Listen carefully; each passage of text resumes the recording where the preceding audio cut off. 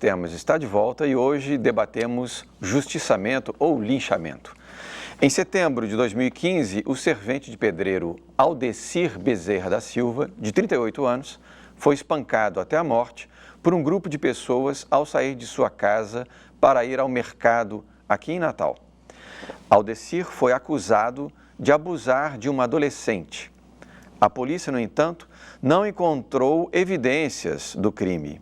A mãe do rapaz, que acusou Aldecir, nunca fez boletim de ocorrência do caso. Com o intuito de entender as causas desse tipo de violência, os pesquisadores Ana Mônica Medeiros Ferreira e Evaltércio da Silva Souza realizaram uma pesquisa sobre a situação do linchamento na capital, com base em dados coletados em 10 municípios da região metropolitana da capital. O estudo propõe, então, identificar as situações de violência e as formas de combate a esta conduta criminosa. O trabalho, ele sai na linha do referencial teórico principal do professor José de Souza Martins, sociólogo da USP, que ele tem um trabalho muito interessante sobre os linchamentos no Brasil. Então, a gente tentou verificar as categorias analisadas pelo professor, se elas se aplicavam também no cenário local. E aí, inicialmente, a ideia da pesquisa era saber, assim, pelo menos na região metropolitana. Só que o setor de estatísticas, eles não tinham o número exato de linchamentos em todos os municípios que fazem parte dessa região, que são 14, né? Mas eles tinham os dados da situação dos linchamentos em 10 municípios. E aí, através da pesquisa, nós fomos analisando a cada semestre, iniciando em 2013 e finalizando em 2016. E o que chamou bastante atenção no resultado da pesquisa foi que houve um aumento relevante dos linchamentos entre essas 10 cidades. No primeiro semestre de 2013, teve um total de 31 linchamentos nas 10 cidades pesquisadas. Passando em 2014, nós tivemos um total de 34, 2015, 34 novamente, mas no primeiro semestre de 2016, nós tivemos um total de 44 linchamentos. Então, para uma cidade, um estado como o Rio Grande do Norte, que é um dos menores estados da região nordeste do Brasil, foi um dado que nos deixou bastante preocupado. A pesquisa do professor foi super relevante para que a gente pudesse analisar principalmente 3 questões centrais. Primeiro ponto que é importante e relevante a gente destacar aqui é que os linchamentos eles não representam necessariamente a desordem. Isso é um ponto que a gente precisa refletir mais sobre ele. Por quê? Porque os linchamentos eles significam muito mais um questionamento da ordem vigente do que a total desordem.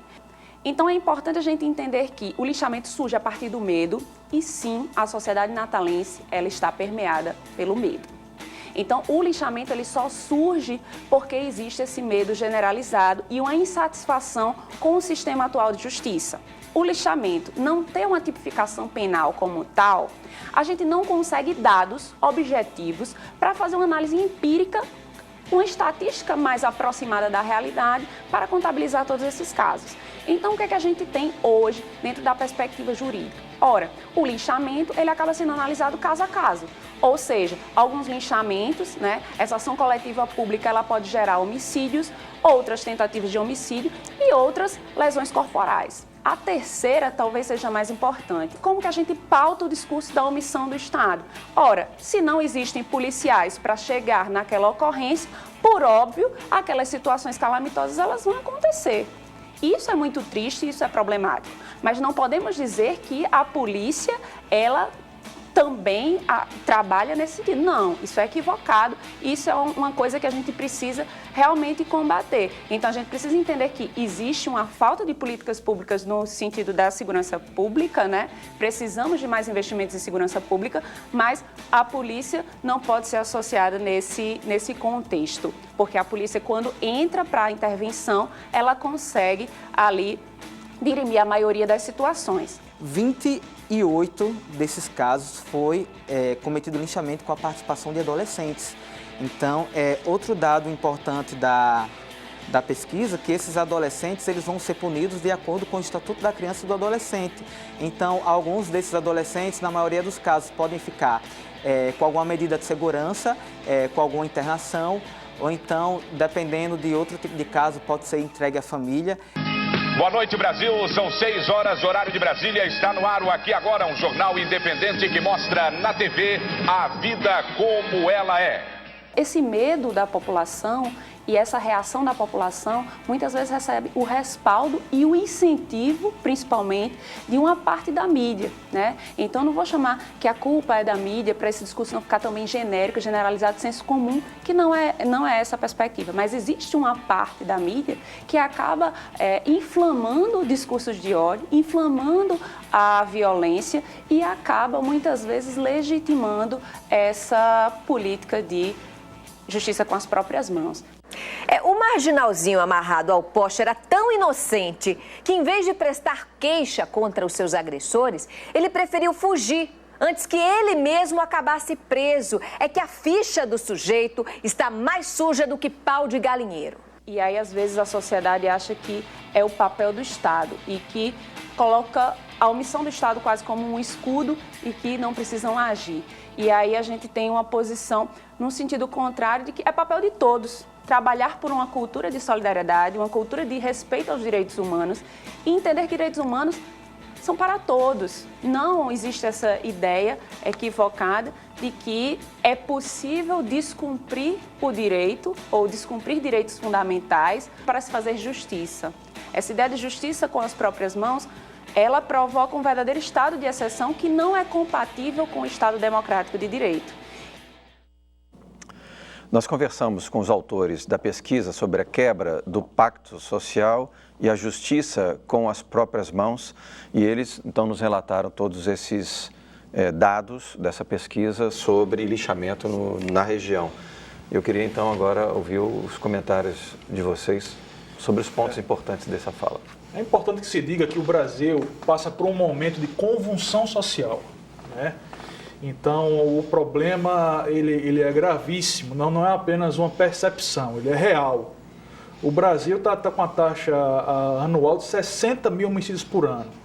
Número de guerra civil, né? Sozinho, o Brasil é responsável pelos homicídios em mais da metade do globo.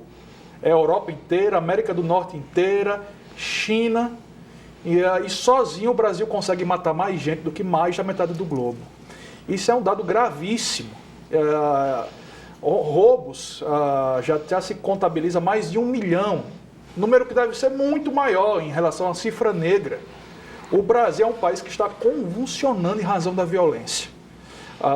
E aqui eu peço venha, eu costumo ouvir que o Brasil prende demais, mas essa é uma afirmação da qual eu não concordo, né? Os dados do CNJ colocam que o Brasil hoje tem 532 mil presos. Isso no regime fechado, semiaberto e aberto. Se é que a gente pode considerar que o regime semiaberto e aberto é um regime preso. O Brasil está no 4º lugar. Primeiro lugar, os Estados Unidos, com 2,2 milhões de pessoas presas. Segundo lugar, a China, com 1,6 milhões de pessoas presas. E o terceiro lugar, a Rússia, com 640 mil pessoas presas. E se colocar, o Brasil é o 4º país aí no número de presos. O Brasil deveria ser o primeiro, porque aqui tem o maior número de crimes do mundo.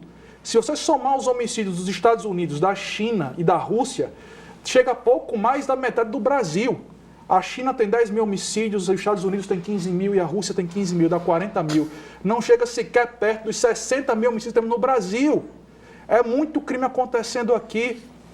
A impunidade existe. Eu trabalho na linha de frente, trabalho na delegacia de polícia, eu lhe digo que a maior parte dos roubos, homicídios permanecem impune.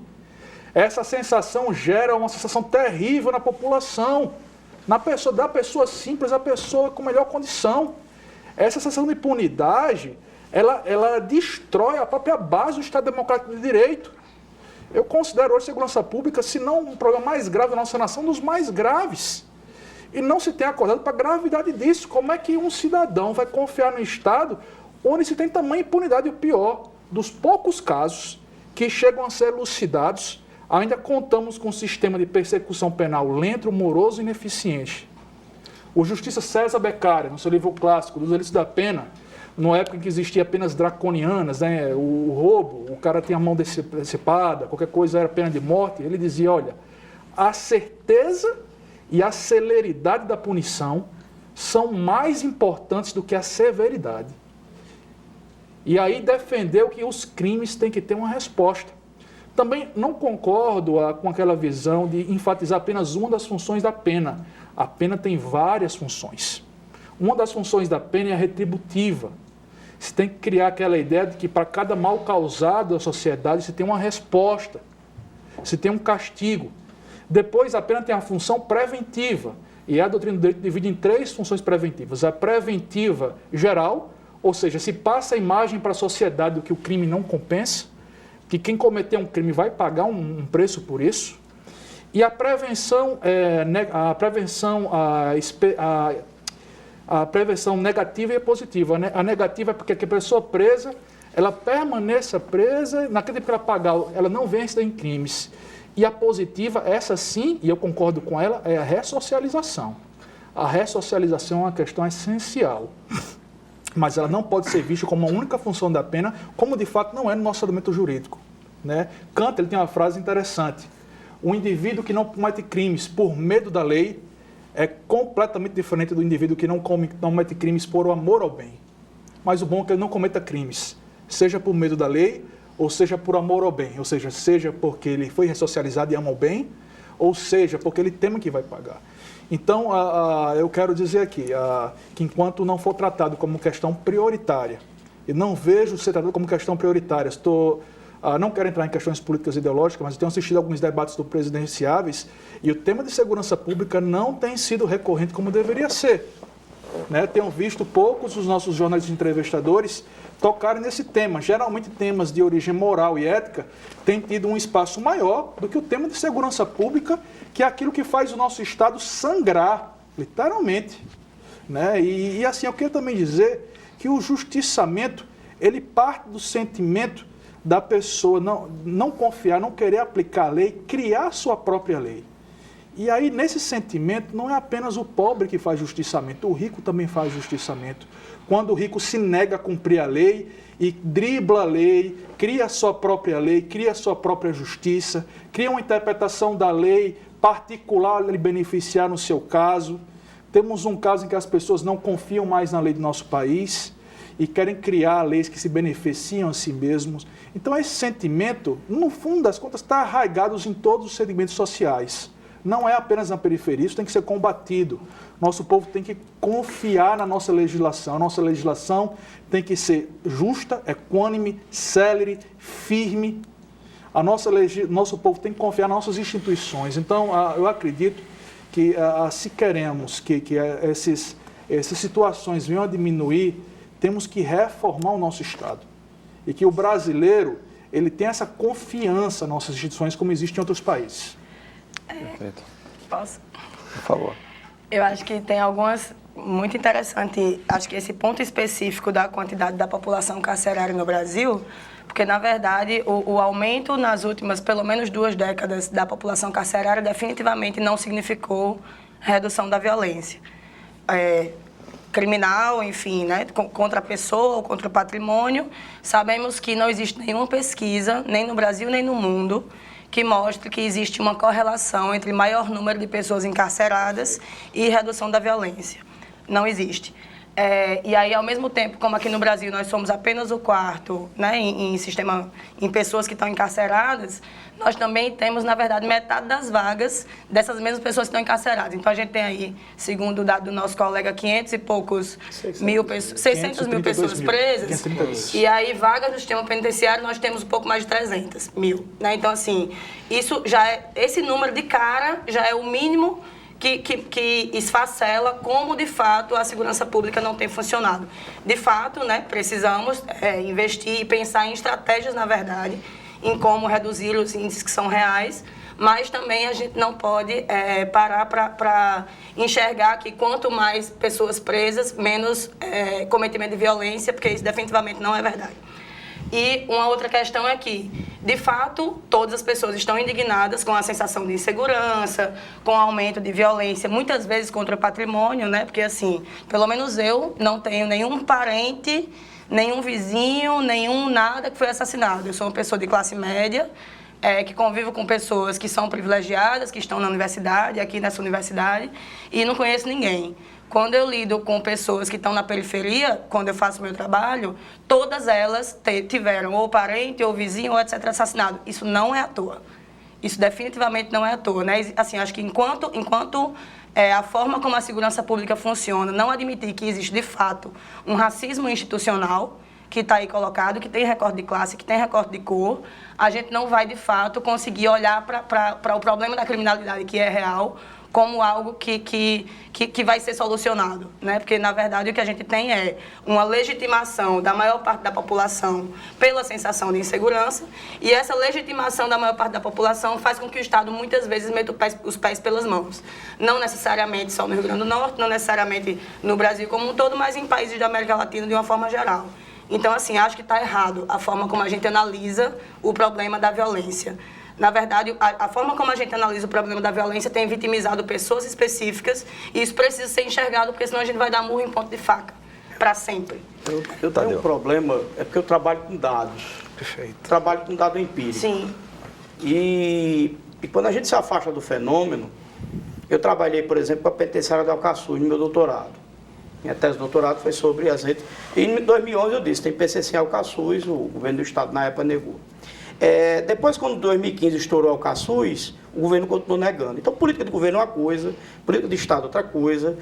A questão do Rio Grande do Norte é muito sui generis, porque nós estamos diante de uma falência institucional no Rio Grande do Norte, que não acontece em todos os estados. E Norte e Nordeste é um pouco diferente do que acontece Sul e Sudeste. Porque, por exemplo, concordo em gênero e número grau com a questão da impunidade. Sim. Cada 100 crimes no Brasil, de 8 a 10 estão sendo investigados e chegam às tribunais. 90 não. Sim. E o que age mais, e a gente está tratando dois temas diferentes, porque linchamento é diferente do justiciamento. Linchamento eu estou tratando de um grupo imenso que vai agir contra a própria justiciamento. Eu posso estar falando aqui de que 60% das mortes hoje do Rio Grande do Norte são organizadas. Quando eu digo organizada, eu estou dizendo para você que é o seguinte, ela está sendo, há uma institucionalização que não é estatal, não estou dizendo que as pessoas pensam em grupo de extermínio como a gente pensava nos anos 70, aí vem a polícia. Sim, não, sim. Eu estou falando de gente que é paga para matar, pistolagem organizada. Essa pistolagem organizada mata e mata muito. Poder para estatal. E usa sempre o mesmo modus operandi, usa o mesmo tipo de arma. Nós estamos falando de dois fenômenos. Se eu for falar de linchamento, como a gente conversou no intervalo, realmente, a minoria do linchamento chega à morte do indivíduo. Mas a efetividade do linchamento, como o caso daquele pedreiro, eu me lembro muito bem desse caso, né? Que foi o caso de uma menina que tinha sido estuprada e morta na rua, numa rua da periferia, porque quem tem condições, como é que ele justiça? Ele usa estrutura totalmente subversiva, totalmente negra, no sentido de estar por debaixo do pano, para poder perpetrar os seus desejos de vingança. Sim. As pessoas das classes, vamos colocar das classes mais fragilizadas, elas executam elas mesmas o processo. Então você tem... E o que é que acontece? Esses dados, eles são frágeis. Eles mostram o quanto, por exemplo, quase todos os estados da nação hoje, se você perguntar para quais os estados que passaram os dados dos seus CVLIs, de seus homicídios, para instâncias governamentais, nenhum. Nós já estamos em julho. O Rio Grande do Norte é o único que tem. Se você quiser dados de ontem, eu tenho, porque existe o Observatório da Violência, que é independente. Então, quando nós conversamos com o atual Ministério da Segurança Pública, e ele propôs a universalização do óbvio, foi barrado politicamente. Eu não posso dizer quem propôs nem como. Foi barrado. Ninguém quer transparência. Sim. Quem quer transparência é o delegado que está na linha de frente, tem sua vida ameaçada. Sim. Mas as instituições, e quando ela fala institucionalização, ela não está acusando X e Y. É porque a sociedade brasileira, eu concordo com a pesquisadora, a sociedade brasileira, ela ratifica essa forma de comportamento. Sim. Então, nesse sentido, a gente cria um problema sério. Porque quem é vitimado no Brasil, em sua maioria, de 60 mil, o perfil dessas vítimas, e é o mesmo perfil de vítimas de homicídio, de acidentes de veículos, tá? E do perfil do sistema prisional. São homens, jovens, pardos e negros. Quando eu digo jovem, é 16 a 29 anos, tá? Pode chegar, dependendo do estado, chega a 35. Então, no caso dos acidentes de trânsito, a maioria usa moto pequena. No caso dos homicídios, e aí vai. Nós temos e é terrível, concordo. Sabe qual é o maior problema? Eu vou repetir de novo. Ninguém liga. Uma instituição liga, quem está trabalhando liga, mas a maior parte das pessoas não ligam. Normalizam isso. E quem está na linha de frente, que sofre estresse pós-traumático, que sente essa vitimologia, está muito distante dos fazedores de opinião. E ao estar distante dos fazedores de opinião, dessa percepção, a gente cria um vácuo civilizatório muito maior. E o Brasil realmente, eu não diria que o Brasil, o termo que você usou, o nosso tecido social está rasgado. Há uma quebra do nosso pacto social. Eu não concordaria com o termo convulsão, mas há um rasgo grande do tecido social. Nós sentimos isso. E quem está num estado como o Rio Grande do Norte, onde você tem menos de 50% do efetivo da Polícia Militar funcionando, 50%, vamos dizer, e uma boa parte concentrada na capital, porque quem mora no interior não vê nada. A Polícia Civil, desculpe, está quase virtual. Vocês trabalham quase virtualmente. Um delegado para 6 municípios. Isso é brincadeira. Isso é brincadeira. Um sistema de apuração de crimes que é do século XIX. O inquérito policial, o sistema burocrático, claro, estou dizendo, é do século XIX. O excesso burocrático, a falta de estrutura de tecnologia de investigação, é muita coisa que a gente poderia falar. E aí quem termina pagando é quem está lá de um lado. Sempre quem mais está fragilizado, principalmente essa juventude, que já existe vácuo demográfico no Brasil. Sim. De uma parcela da população. Eu quero abrir uma pequena discordância com o Dr. Carlos, né? Quando pode até ser uma questão de hermenêutica e interpretação, né? Quando você diz assim que o Brasil devia prender mais, né? Devia ser o país que mais prende no mundo. Eu discordo dessa afirmação pelo seguinte: se a gente for analisar os países em que tem maior população carcerária, isso em absoluto se refletiu em diminuição dos crimes. E por quê? Porque a questão da violência ela não só está ligada à questão da impunidade, ela está ligada também a outras questões sociais que são sinais claros desse tecido social rasgado. E aí a gente vai entrar na questão dessas minorias que estão sendo realmente caçadas e assassinadas e perseguidas, e a gente vai entrar também na questão da desigualdade social, que isso se reflete diretamente nos números. Enquanto nós conversávamos, eu fui resgatar aqui dados de março de 2018 agora, 62% da nossa população carcerária é de negros e jovens. E 40% dessa mesma população ainda está sob medidas de prisão preventiva, cautelares. Ou seja, nem foram a julgamento ainda. Então, dizer assim que o Brasil precisa aprender mais, eu questiono se esse é o caminho.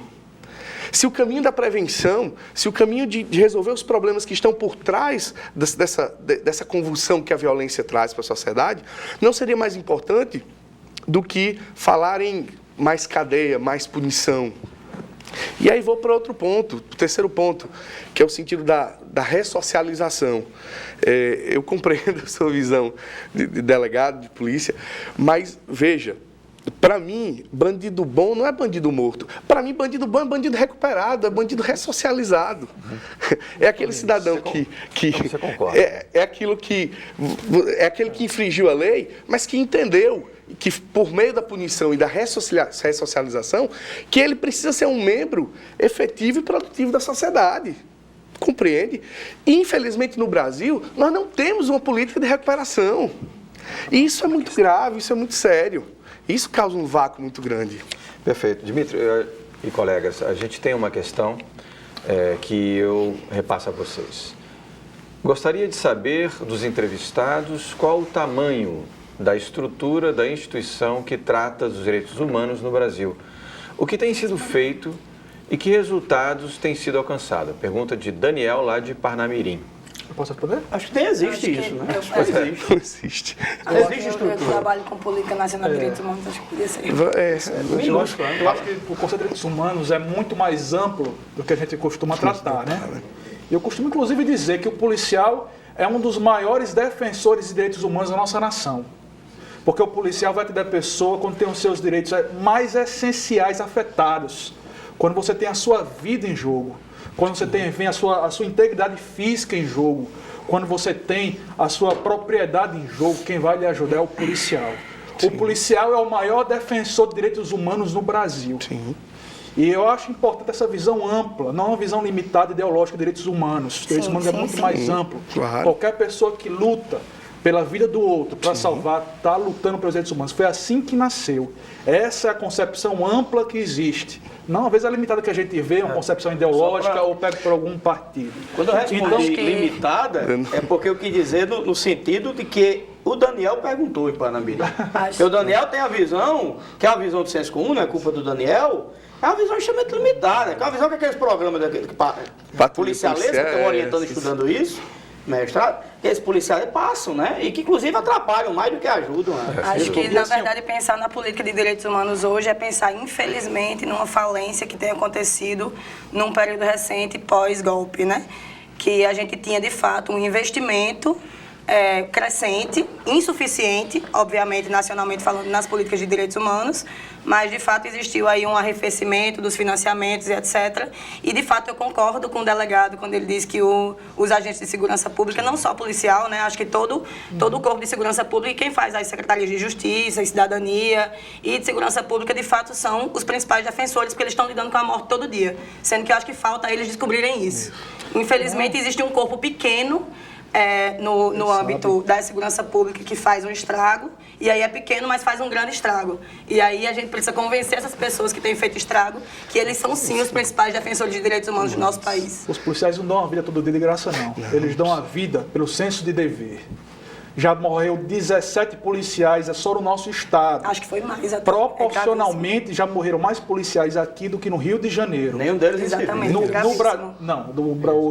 policial civil Brasil morreu em serviço, indo ajudar um casal que estava sofrendo um aviso, um assalto.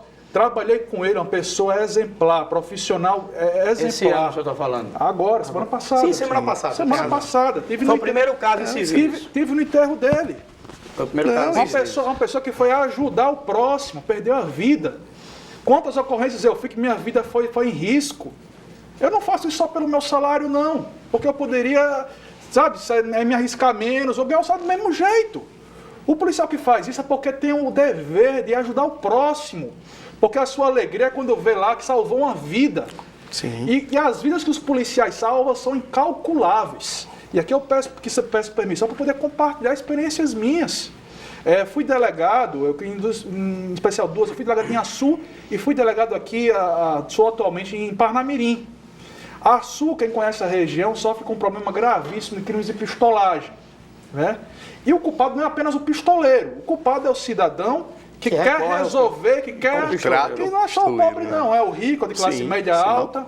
Então, se tem essa cultura, principalmente nessa região do Oeste, resolver os crimes na pistolagem. Fizemos a operação que eu acredito que foi a maior operação de combate à pistolagem aqui no estado. Foram dezenas de pistoleiros presos. E quem mata, não mata um não, mata 1, 2, 3. A Açu tinha a média de 30 e poucos homicídios por ano. A média semanal dava mais ou menos um homicídio por semana. Após essa operação, que foi chamada de Operação Abril Despedaçado, com simbolismo, quem assistiu o filme, a Açu passou 4 meses, exatamente 120 dias sem morrer absolutamente ninguém. Peço permissão para citar... Agora aquela minha fala anterior. Peço para citar um exemplo aqui em Parnamirim, assumi a delegacia da 2ª de Parnamirim, que responde por metade de Parnamirim. Começamos um trabalho intenso, principalmente do tráfico de drogas. E agora Parnamirim já é diferente. Açu, os homicídios estavam mais ligados aos crimes de pistolagem.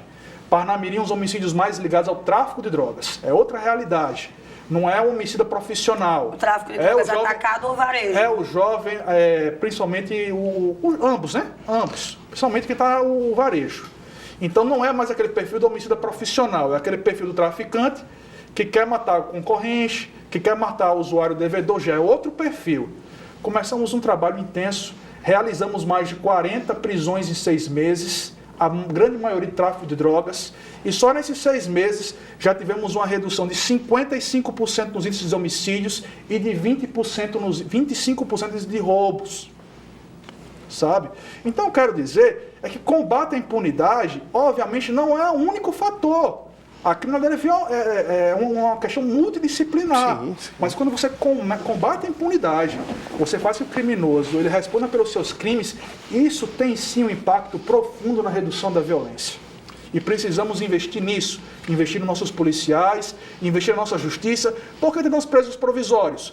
Porque justiça demora 10 amorosa. anos para transitar em julgado. Claro que tem muito preso provisório. Exatamente. É evidente. Não, eu concordo. Carlos, Dmitry, já que estamos no tempo do intervalo, voltamos logo daqui a pouquinho, depois do intervalo. Você pode também aproveitar esse tempo para enviar a sua pergunta para o nosso WhatsApp pelo número 99193-6032 e participar conosco do nosso debate dessa noite. Até daqui a pouco.